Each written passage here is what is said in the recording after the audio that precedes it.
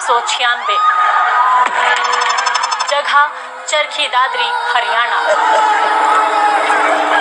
10 kilometre तक खेतों में फैला मलबा और 351 लोगों की लाशें। ये भारत के सबसे बड़े मिड एयर कोलिजन का दर्दनाक मंजर था। जानना जरूरी है कि ये हुआ कैसे।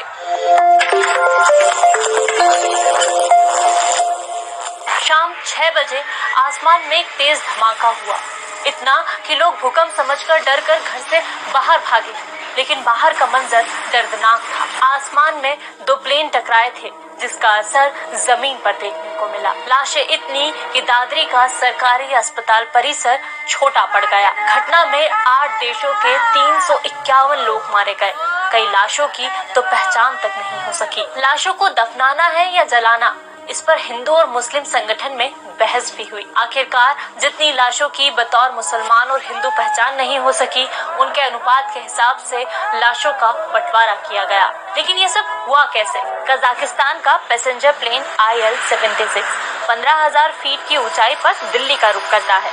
इसमें छोटे ट्रेडर्स हैं जो ऊन लेने भारत आए थे। दूसरी तरफ दिल्ली एयरपोर्ट से सऊदी एयरलाइंस का बोइंग 747 कार्गो प्लेन है, जिसमें सऊदी अरेबिया काम ढूंढने जा रहे लोग हैं। इसे Delhi airport air traffic control से 14,000 फीट पर उड़ने की परमिशन मिलती है। इस हिसाब से दोनों के बीच 1000 फीट का अंतर था, लेकिन कजाकिस्तान की एयरलाइंस 14,000 फीट पर आ गई और टक्कर हो गई।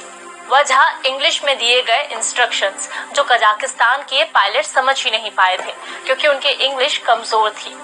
इस इंसिडेंट के बाद एविएशन इंडस्ट्री में काफी बदलाव हुए। पहला, फ्लाइट्स में TCAS यानी ट्रैफिक कोलिजन अवॉइडेंस सिस्टम लगाए गए, क्योंकि पहले प्लेन के बीच की वर्टिकल डिस्टेंस यानी हाइट का पता ही नहीं चल पाता था। इस डिवाइस से ये फायदा हुआ कि वर्टिकली 1000 फीट की डिस्टेंस पर कोई प्लेन आता तो ये सिस्टम तुरंत अलार्म बजा देता। दूसरा, पायलट्स के लिए इंटरनेशनल लेवल पर इंग्लिश कंपलसरी कर दी गई। तीसरा, जब ये हादसा हुआ तब दिल्ली एयरपोर्ट का रनवे सिर्फ 1 वे था। बाद में इसे अपडेट कर एयरवेज बनाए गए और रडार सिस्टम भी मॉडर्न हुआ। तो ये थी कहानी भारतीय इतिहास में सबसे भयानक और इकलौते मिड एयर कोलिजन की। आज जानना जरूरी है मैं इतना ही। कल फिर होगी मुलाकात एक नए टॉपिक के साथ।